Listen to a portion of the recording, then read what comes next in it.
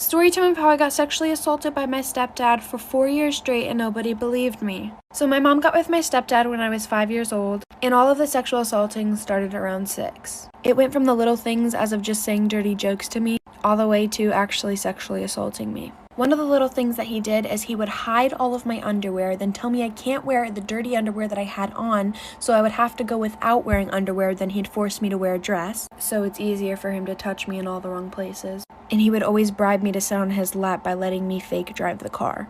He would literally sit in my bed while my mom was at work and force me to watch adult videos, and would force my hand in places that it shouldn't go. He has done so much more things to me, but I don't really want to go in detail with everything else. And then one day he told me that if I ever told anybody about this, that I would be in very big trouble and my life and my mom's life would be at risk. And at such a young age, I didn't know what to do, so of course I kept everything to myself. And then things just got a lot worse. I'm running out of time for a part 2.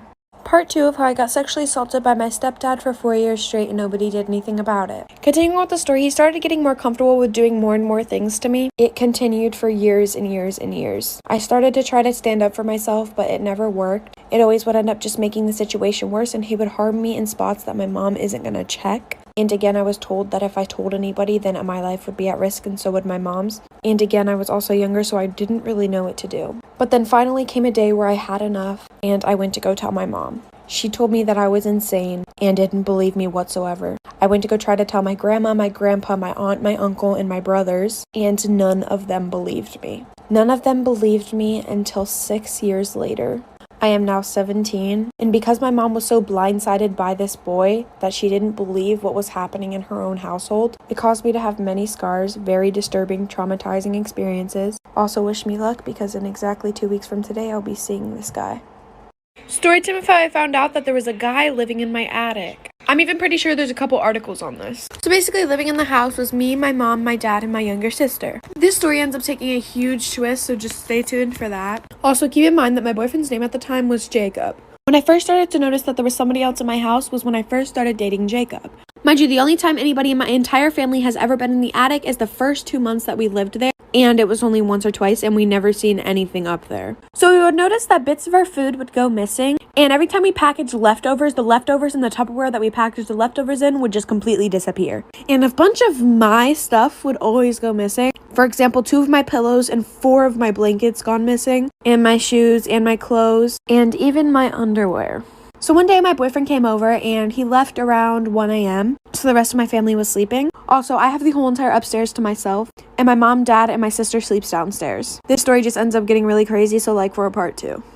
Part 2 of how I found out that there was a guy living in my attic. Continuing with the story, I go downstairs and I walk my boyfriend out to the car. Of course, trying to be quiet because the rest of my family is sleeping. So I go back upstairs. Mind you, I have the whole upstairs to myself. And then I go to the bathroom and there was pee in the toilet. And on the wall in front of the toilet, it said Jacob was here with a heart.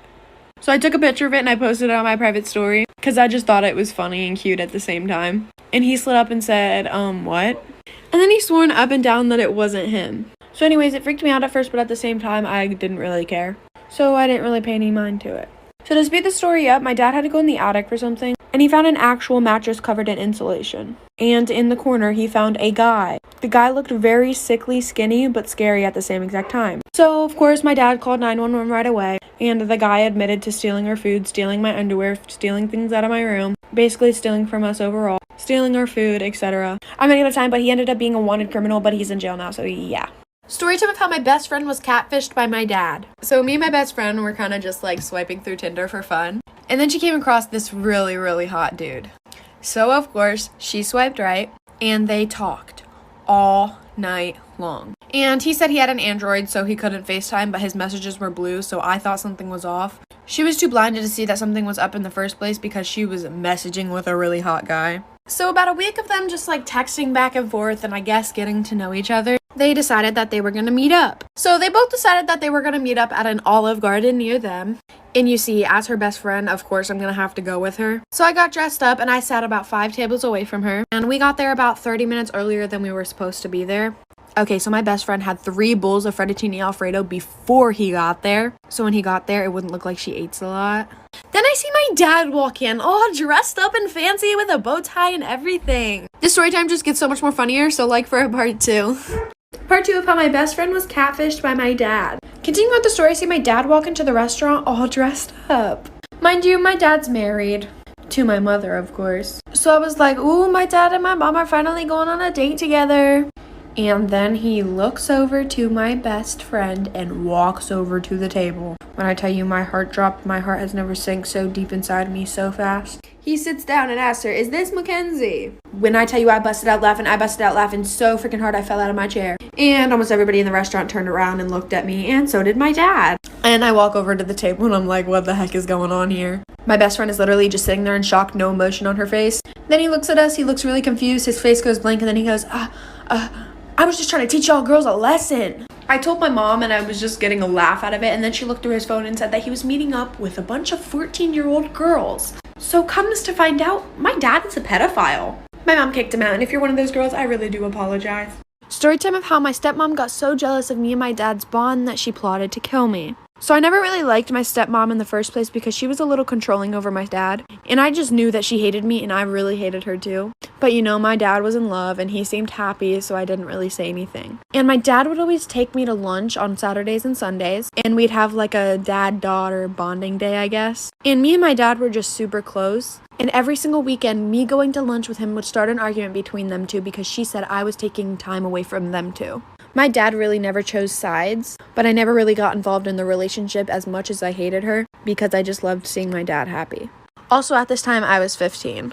And what I'm about to say next might sound just a little crazy and unbelievable, but I'm not sure who she was on the phone with. But while on the phone with somebody, she was talking about getting rid of me. Mind you, my mom had passed away when I was younger, and I really had no other family to go to. Now, this is where the story takes a turn for the worse and she tries to get rid of me. I'm running out of time for the crazy part 2. Part 2 of how my stepmom got so jealous of me and my dad's bond that she plotted to kill me. Continuing with the story, I don't know who she was on the phone with, but I overheard her on the phone saying that she was going to get rid of me.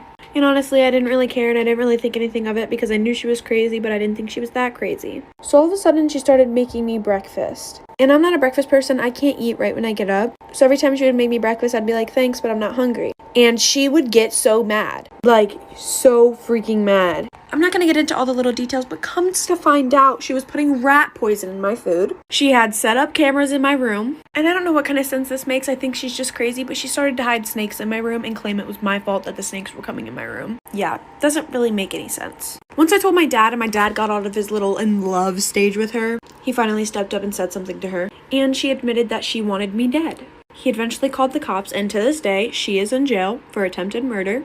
Oh, did I forget to mention the day that he broke up with her, she tried to stab me in the throat. Storytime of how my dad slept with my 16-year-old sister. So yes, my dad did sleep with his biological daughter. So at the time, my sister was 16 and I was 14. Okay, so my sister and my dad had a really weird connection, but I just thought it was because he favorited her and he didn't really like me that much. He ended up saying his favorite was her because he knew that she was easy. But anyways, back to the story. Every single Friday, he would pick my sister up from school during lunchtime and take her back to the house, and they would have like daddy-daughter lunch there. And then my mom would do the same thing with me on Mondays. Okay, so my sister, one of her friends takes her to school and I take the bus in the morning. And I missed the bus one day. And at the time of me and my sister going to school, my parents are already at work. So I just decided that I was going to have a day off. And yes, this day was a Friday. I'm pretty sure you guys can already see where this story is headed. But I was in my room, I was just chilling, sleeping, and then all of a sudden I hear stuff happening between my dad. Part 2 of how I caught my dad sleeping with my 16-year-old sister. Continuing with the story, after my dad and my sister come home for their lunch, I get woken up from my amazing nap hearing my dad and my sister doing the thingy. When I tell you my sister was off for waiting for marriage, oh my gosh. My sister wouldn't even touch a boy in the wrong spot before marriage.